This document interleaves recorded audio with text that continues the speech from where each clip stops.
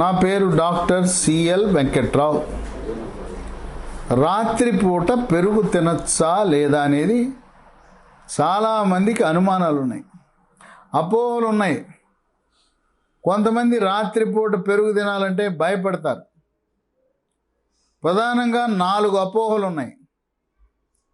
ఒకటి, పెరుగు తింటే గొంతు నొప్పి, గొంతు గరగర, దగ్గు, పడిశము, ఆయాసము, ఉబ్బసము, ఇసినోఫీలియా, సైనస్ ఈ సమస్యలన్నీ పెరిగి దగ్గు పెరుగుతుందంట కదా, కళ్ళి పెరుగుతుందంట కదా, శ్లేషం పెరుగుతుందంట కదా అని అపోహ. పెరుగు తినటం వల్ల శ్వాస సమస్యలు ఏవి కూడా పెరగవు. ఇది కేవలం దగ్గు వస్తుంది, పడిశం పడుతుంది, ఉబ్బసం వస్తుందని అపోహ మాత్రమే. 2, పెరుగు తింటే రాత్రిపూట అరగదంట కదా, కనుక అరుగుదల తగ్గిపోతుందనే భయానికి కొంతమంది తినరు. ఇది కూడా అపోహ మాత్రమే. పెరుగు తింటే అరుగుదల పెరుగుతుంది. ఇక 3, శరీరం చల్లగా అయిపోతుందంట కదా, కూలింగ్ అయిపోతుందంట కదా. ముఖ్యంగా శీతాకాలంలో అసలే చలి, పెరుగు తిండి ఇంకా చల్లగా అయిపోతామంట కదా అని మరొక అపోహ. పెరుగు తినటం వల్ల కూలింగు కాదు. చలికాలం, వర్షాకాలం, వేసవికాలం అన్ని కాలంలో కూడా పెరుగు తినటం మంచిది. ఇక 4వ అపోహ, రాత్రిపూట పెరుగు తింటే రోగనిరోధక శక్తి తగ్గుతుందంట కదా, జబ్బులు ఎక్కువ వస్తాయంట కదా అనేది. అది కూడా అపోహ మాత్రమే. రోగ నిరోధక శక్తి తగ్గదు. మనం వాడే పెరుగులు మార్కెట్లో తెచ్చుకున్న పెరుగు కంటే ఇంట్లోనే పాలు తోడు పెట్టుకుని వాడే పెరుగు శ్రేష్టము. ఎందుకంటే మన ఇంట్లో అయితే తాజా పెరుగు తింటాం. సూపర్ మార్కెట్లు బయట నుంచి తెచ్చే పెరుగు తయారు చేసిన తర్వాత నిల్వ ఉంచుతారు 3 నెలలు, 3 వారాలు, 4 వారాలు. ఆ విధంగా నిల్వ ఉన్న పెరుగు నిల్వ ఉండటానికి కొన్ని రసాయనాలు కలిపే అవకాశం ఉంది. ఎందుకు వచ్చింది?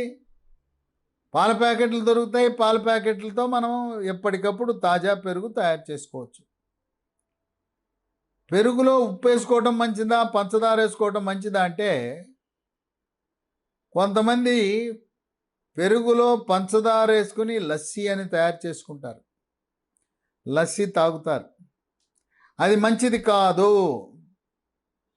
షుగరు, చక్కెరలో అనేక రకమైన రసాయనాలు ఉంటాయి.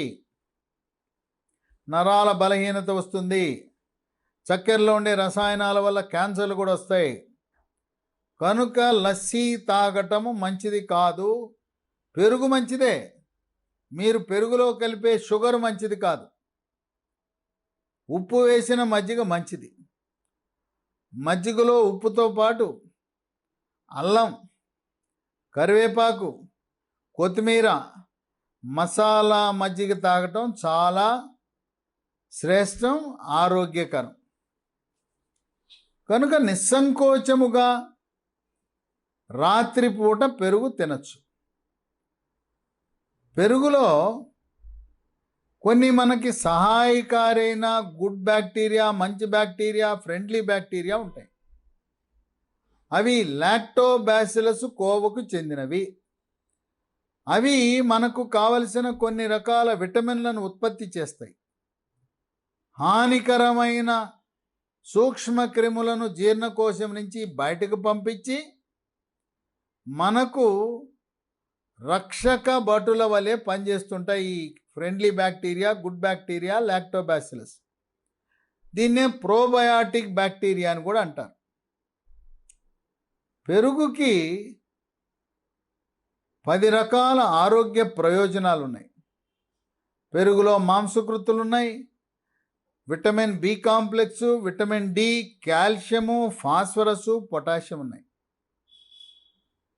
మొట్టమొదటి ఆరోగ్య ప్రయోజనం, విరోచనాలు, డయేరియా, డీసెంట్రీ అయ్యేవాళ్ళు మజ్జిగ అధికంగా తాగటం వల్ల మజ్జిగలో ఉండే లాక్టోబాసిల్లస్ అనే ప్రోబయాటిక్ సూక్ష్మ క్రిములు ఈ విరోచనాలను నిలుపుదల చేయటానికి, అరికట్టడానికి ఉపయోగపడతాయి.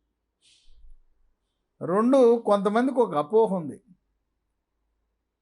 పెరుగు తింటే బరువు పెరుగుతామనే ఒక అపోహ ఉంది. ఇది కేవలం అపోహ మాత్రమే. పెరుగు తినటం వల్ల బరువు తగ్గుతారు, శరీరం నుండే కొవ్వు కరుగుతుంది. పైగా ఉదయం పూట పెరుగు తింటే ఆకలి తగ్గి బరువు తగ్గుతారు. దక్షిణ భారతదేశంలో ఉదయం పూట పెరుగు తినరు, కానీ ఉత్తర భారతదేశంలో అన్ని రాష్ట్రాలలో కూడా చపాతీ, పరోటా, పుల్కా ఉదయం పూటనే వాళ్ళు పెరుగు తినే అలవాటు ఉంటుంది. లేకపోయినా గడ్డ పెరుగు ఉదయం తింటారు. ఆ ఉదయాన పెరుగు తినటం వల్ల ఆకలి అవ్వదు. తరచూ ఆహారం తినకపోవటం వల్ల బరువు తగ్గుతారు. కడుపు ఎప్పుడు నిండుగా దండిగా ఉంటుంది. ఇక 3, రోగ నిరోధక శక్తిని పెంచే గుణం ఉంది. శరీరంలోకి బ్యాక్టీరియా, వైరస్, ఫంగస్ ప్రవేశించకుండా నిరోధించి టీబీ, క్షయవ్యాధి, టైఫాయిడ్, కలరా, కామెర్లు, అతిసార వ్యాధి, వాంతులు, విరోచనాలు, గ్యాస్ట్రోఎంటరైటిస్ లాంటి అంటువ్యాధులు రాకుండా నివారిస్తూ కోవిడ్ మహమ్మారి virus, chicken pox virus, monkey pox virus, చికా వైరస్సు, నిఫా వైరస్సు లాంటి వైరస్సుల ప్రవేశాన్ని కూడా నిరోధించి వైరస్సుల వల్ల వచ్చే వ్యాధులను తరిమి కొడుతుంది పెరుగు. 4, మహిళలకు తెల్లబట్ట అవ్వటం అనేది సహజం. అంటే తెల్లబట్ట అంటే కొద్దిగా జిగురులా తెల్లగా అవటం కాదు. కొంతమందికి పెరుగులా వాసనతో దురద కూడా ఉంటుంది, జననేంద్రియాల దురద కూడా ఉంటుంది. అటువంటి వారికి పెరుగు తినటం వల్ల